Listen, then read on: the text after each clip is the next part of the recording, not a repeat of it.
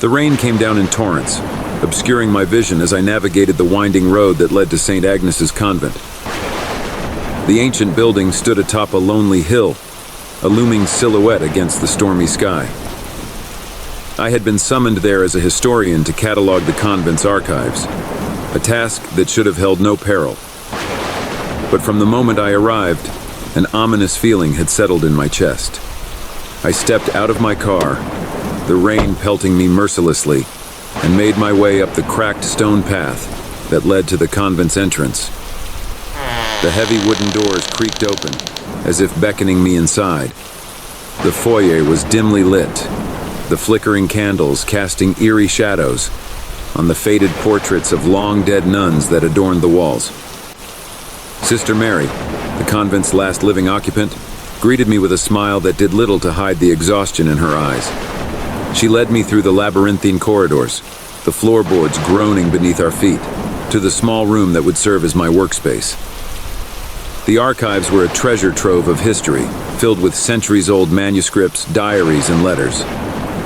As I delved into the documents, I uncovered a disturbing pattern. Each entry, written by a different NUN over the years, spoke of strange occurrences, whispers in the night, shadowy figures in the hallways, and an overwhelming sense of dread that permeated the convent. Sister Mary, a woman of few words, confessed that she had experienced these phenomena herself.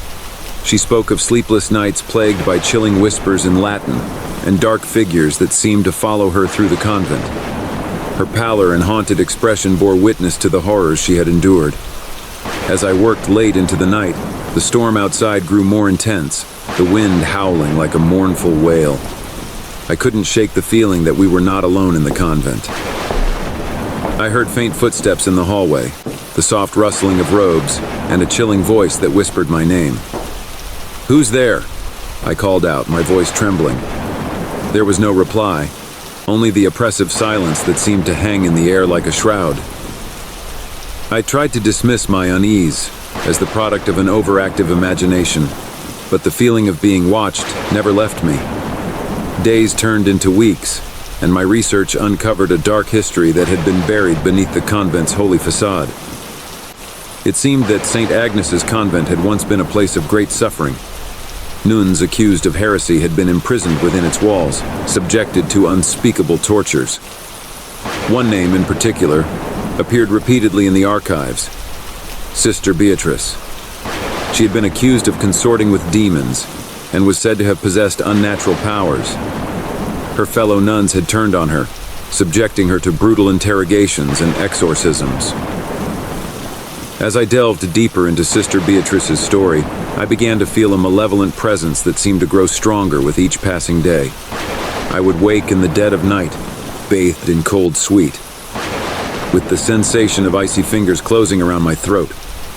One evening, as I pored over Sister Beatrice's diary, I felt a sudden, overwhelming compulsion to visit the convent's crypt. It was as if an invisible force was drawing me there, urging me to uncover the truth. I grabbed a lantern and made my way through the darkened corridors. The crypt was a cold, damp chamber filled with row upon row of stone coffins. I shivered as I scanned the names etched into the lids. And then I saw it, Sister Beatrice's name, carved into a weathered tombstone. My heart pounded as I lifted the lid, revealing a sight that would haunt me forever. Sister Beatrice's body lay there, perfectly preserved, her eyes open and filled with a malevolent light. Her lips moved, forming words in a language I could not understand. The air grew frigid, and I could see my own breath as I backed away in terror. "Release me," Sister Beatrice's voice echoed in my mind. Please. "Release me from this cursed place." I stumbled backward, dropping the lantern, and fled the crypt in a blind panic. The oppressive presence seemed to follow me, growing more powerful with each step. I could feel Sister Beatrice's anger and desperation, her desire for vengeance against those who had condemned her. As I burst into the hallway, I was met with a horrifying sight. Sister Mary, her eyes black as coal, standing before me. Her voice, no longer soft and gentle, was filled with a sinister authority. "You have awakened her," her voice sending a chill down my spine. Sister Mary's body contorted in unnatural ways as she advanced toward me, her fingers elongating into gnarled, skeletal claws. I stumbled backward, tripping over my own feet, and fell to the floor. In that moment of terror, I remembered a passage I had read in Sister Beatrice's diary. The key to banishing the malevolent spirit lay in the consecrated ground of the convent's chapel. With the last of my strength, I dragged myself to my feet and sprinted toward the chapel. The chapel was a place of sanctity, a refuge from the darkness that had consumed the rest of the convent. I could feel Sister Beatrice's presence close behind me, her anger and desperation growing stronger with each step.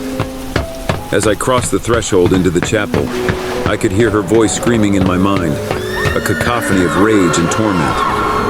I stumbled to the altar and fell to my knees, reciting the sacred words of exorcism I had found in the archives.